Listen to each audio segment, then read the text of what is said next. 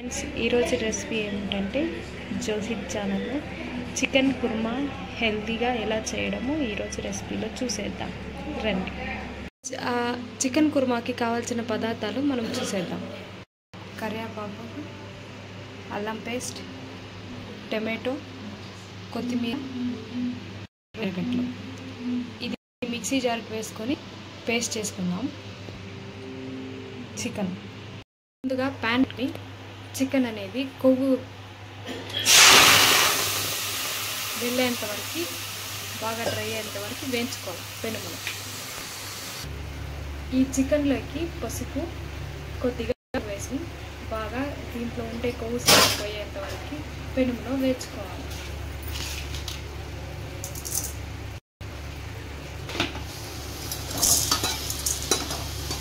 చికెన్లో ఉండే నీరు అంటే ఫ్యాట్ కదా, ఫ్యాట్ అనేది బయట వస్తుంది. బయట వచ్చేంత వరకు మొత్తం ఇంకిపోతుంది. వేడి తగలగానే ప్యాన్లో వేడి తగలగానే కొద్దిగా చికెన్లో ఉండే వాటర్ అనేది బయట వస్తుంది. దాన్ని బయట ఎవాపరేట్ అయ్యేంత వరకు బాగా వేయించుకోవాలి. ఈ కొవ్వంతా పోవడానికంటే మామూలుగా ఆరోగ్యంగా ఫ్యాట్ అనేది ఉండకుండా తినాలంటే హెల్తీగా ఉంటుంది కాబట్టి ఈ కొవ్వు అనే సారం అనేది బాగా ఇంకిపోవాలి. చూసారా, ఈ చికెన్లో ఉండే కొవ్వు అనేది బయట వస్తుంది. ఈ నీరు అనేది ఉంచేసిన తర్వాత కూడా మనం పులుసు చేసుకుంటే హెల్తీగా ఉంటుంది.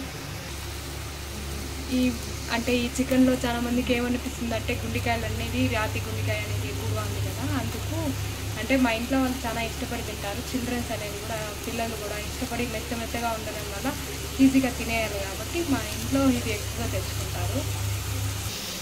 చికెన్ వేగేంత వరకు మనము టమాటా, అల్లం పేస్ట్, కొత్తిమీర మిక్సీకి వేసుకుందాం. ఎర్రగడ్డ లోపల ఉంది కాబట్టి మీకు తెలుస్తుందా, అది పేస్ట్ చేసుకున్న తర్వాత చూపిస్తాం. ఇలా పేస్ట్ చేసుకోవాలి.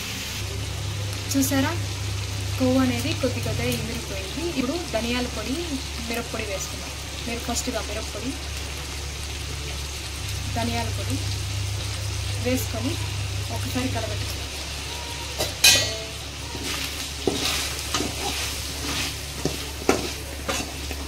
ఇది కొద్దిసేపు వాటర్ పోసి బాగా ఉడకబెట్టాలి.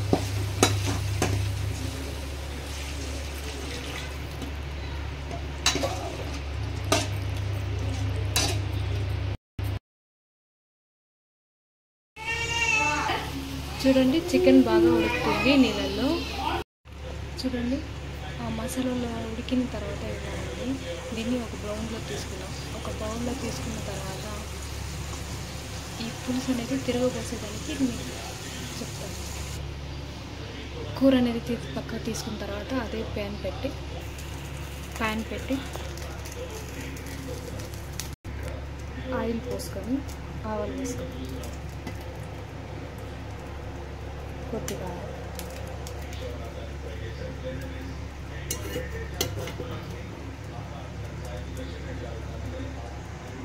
ఆయిల్ వేడెక్కాక ఆవాలు,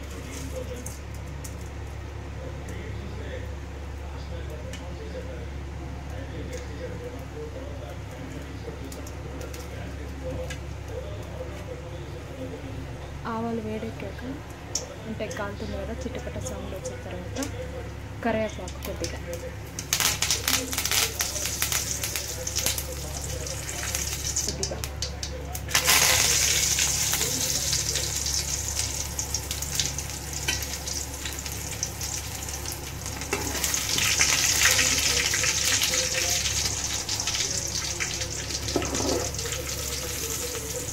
కొత్తిమీర వేగిన తర్వాత మనం ముందుగా మిక్సీ జార్లో వేసుకున్న పేస్ట్ వేసుకున్నాం.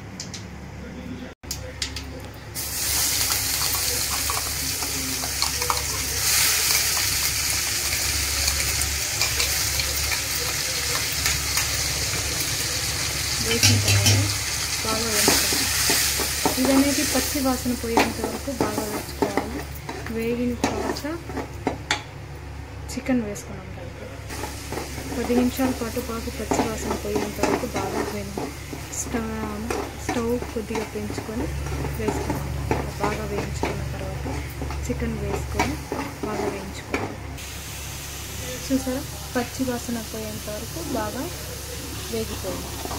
ఇప్పుడు మనం ఆల్రెడీ మసాలాలో పెట్టిన చికెన్ ఉడకబెట్టుకున్నాం కదా, ఆ చికెన్ అనేది దీంట్లో వేసుకోవాలి.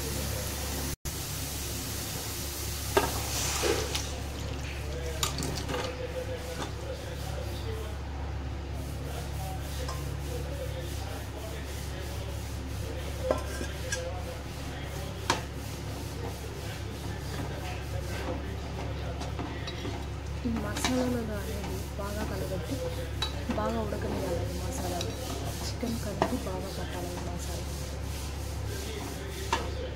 మరో 10 నిమిషాల పాటు ఇలానే ఈ మసాలాలు ఉడకబెట్టుకోవాలి. చూడండి, మసాలాలు బాగా ఉడకాలి. మసాలాలు ఉడుకుతున్న చూస్తున్నారు, బాగా ఉడకాలి. ముక్క మెత్తని పడే వరకు బాగా ఉడకాలి. మసాలా అనేది ముక్కకి బాగా పట్టేంత వరకు బాగా ఈ మసాలాలు అనేది ఉడుకుతుందంటే చాలా రుచిగా ఉంటుంది. బహుశా ఇది నా స్టైల్ చికెన్. మీకు నచ్చినట్టయితే బాగా like and share and subscribe చేసుకోండి. మీ ఫ్రెండ్స్ కూడా షేర్ చేయండి. హెల్తీగా ఉంటుంది. మీరు ఎక్కువ ఫ్యాట్ తినేవాళ్ళు కూడా ఇలాంటి విధంలోనే మీరు చేసుకున్నట్టయితే చాలా రుచిగా ఉంటుంది. చికెన్ కుర్మా అనేది చపాతీలకు కానీ, పరోటాకు కానీ, అలానే రైస్కి కానీ, సంగటికి కానీ చాలా చాలా రుచిగా ఉంటుంది. అది చికెన్ కుర్మా మీరు దాన్ని ఇంట్లో హోమ్మేడ్గా చేసుకుంటారు. ఇంకొద్దిగా రుచిగా ఉండాలంటే మీరు కొద్దిగా చికెన్ మసాలా వేసుకోండి. నేను ఆచి చికెన్ మసాలా వేసుకుంటున్నాను, కొద్దిగా మాత్రం.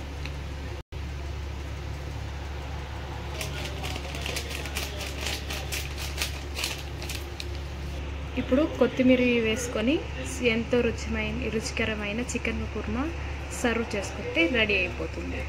మనకి ఎంతో హెల్తీగా చికెన్ కుర్మా మనం చేసుకోవచ్చు హోమ్మేడ్లో. ఎంతో ఇంగ్రీడియంట్స్ కాదు, కొద్దిగా మనకి ఇంట్లో ఉండే వెజిటేబుల్స్తోనే చేసుకోవచ్చు. Thank you so much. ఎంతో రుచికరమైన చికెన్ కర్రీ రెడీ.